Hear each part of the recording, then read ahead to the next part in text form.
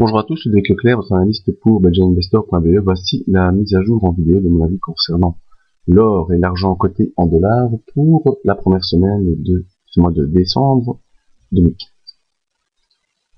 Alors tout d'abord, ce graphique en unité journalière qui vous présente l'évolution de l'or, et malheureusement, la semaine se termine baissière après une matérialisation et un contact fin de semaine dernière avec la M50 qui devait être franchi pour permettre une poursuite du rebond et une accélération. Eh bien, ce n'est pas le cas.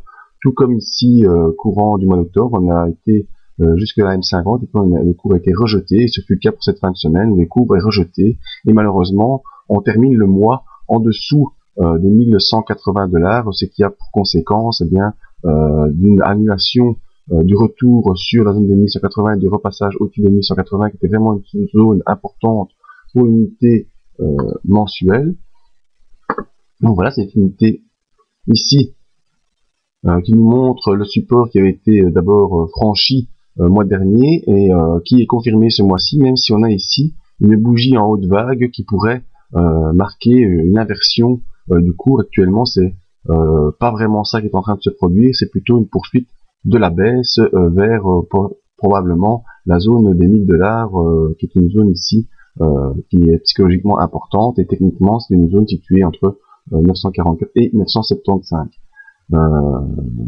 Malgré tout, ce doji montre une hésitation, un doji mensuel, un doji en haute vague, donc vraiment le mois a été avec des tentatives haussières et tentatives baissières qui se clôturent quasiment sur la zone d'ouverture du mois.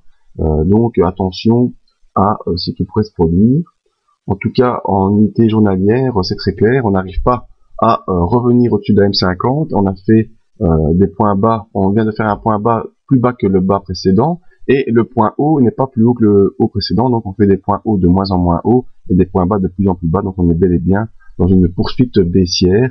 Un retour sur les 1140 $ est à envisager courant de la semaine prochaine. L'ouverture des bandes de Bollinger ici nous montre que probablement on va accélérer vers le bas. Et c'est ce qui est en train de se produire avec cette bougie de vendredi qui enfonce les supports mensuels et le support journalier, et également qui enfonce la M20. Au niveau des indicateurs, eh bien, on voit que le RSI qui était revenu dans sa zone neutre revient franchement vers la zone d'accélération baissière, même si on n'y est pas encore. On pourrait probablement y passer dès lundi.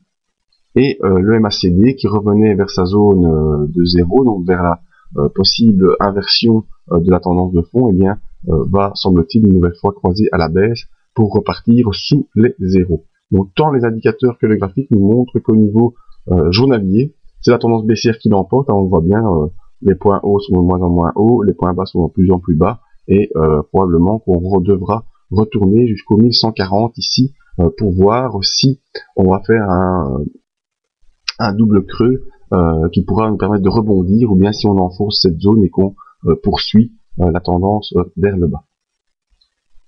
Au niveau de l'argent, eh bien, c'est un peu la même chose. On avait eu un petit rebond de l'argent, mais vraiment pas significatif.